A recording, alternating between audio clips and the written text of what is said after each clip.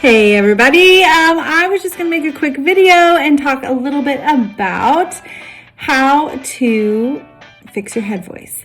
I know I do a lot of videos on how to switch from classical to pop and how to get the belt, but the head voice, and people think that I'm not a big head voice fan. I love head voice, but if it's all you have, then I would highly encourage you to try out other things. So because I do love head voice, we're going to try a couple little things today. If you are struggling with an airy head voice, I'm going to give you some tips and tricks on how to tune up your sound to where it's pretty. The tone quality is pretty. So if you have too much air coming out and you're getting an airy tone, and it sounds kind of like a leaky tire around the pitch coming out. There's one thing that there's probably a lot of things that you can do, but I'm going to just talk about one that I know of right now. And as I talk, if I think of anything else, then I'll add that in. But the biggest thing that I really like to do is vocal fry on the when you're starting out the note. And another thing is, if you can start with your mouth open versus closed to open first, if you can start for instance, if the song that you're singing is ma, if you can start with your mouth open, even if your lips are closed, to any degree, that's going to be a great position to start in, because you're giving your mouth a position that's ready to resonate, sound out pretty. So open the jaw, or A-E-I-O-U, and try and keep the mouth open. Because sometimes if you aren't positioned and you start to sing and then you try and get in position, it can make your sound kind of hairy. Kind of like you weren't ready. You got caught off guard, and so the sound wasn't ready to be projected out. So one thing that I would say is always start with a proper mouth position before you start singing, if at all possible. And then use vocal fry on the start of the note. So I'm just going to start on ooh. So if you are hearing it's kind of like position and some excess air coming out. One thing that you can do is your vocal fry. So, ooh, ooh, ooh. It eliminates the excess air because the vocal fry gives really good chord closure and can eliminate some of that excess air.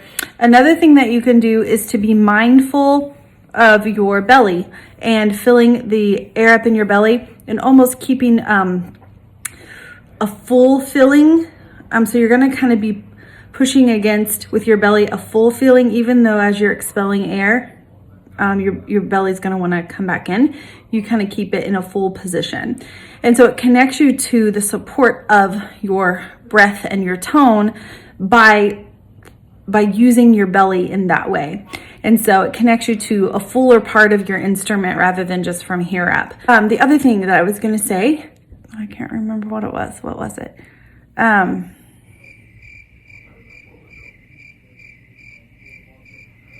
Well, goodness gracious, I can't remember. Hold on. Okay, I remember what it was.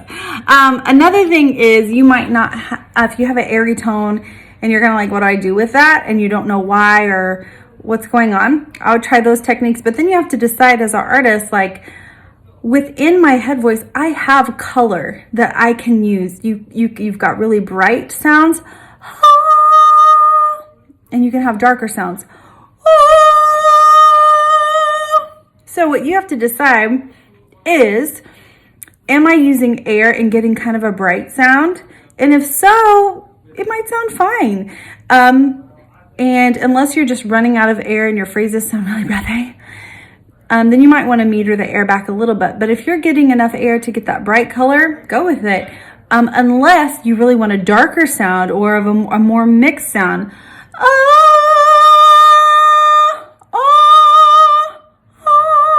You have so much color that you have access to.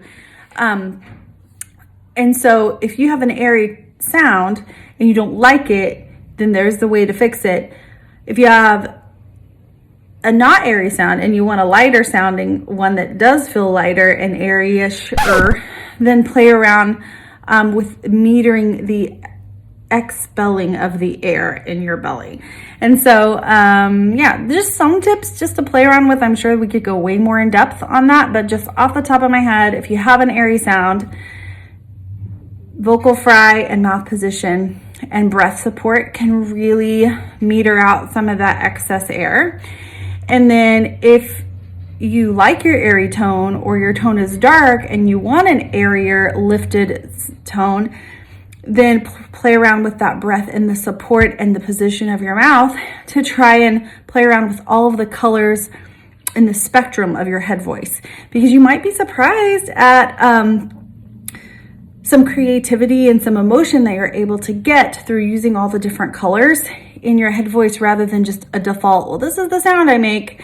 Well, the great thing about your voice is that it's adjustable. You can adjust size, shape, where it's resonating through which cavity, which changes the sound and the power. And anyway, so much stuff you can do with your voice. So if you're singing and you don't like the way it sounds, change it. There's so many things you can do. So, and having a breathy head voice is one of those things you can change. Thanks for watching. Don't forget to like, share, and subscribe.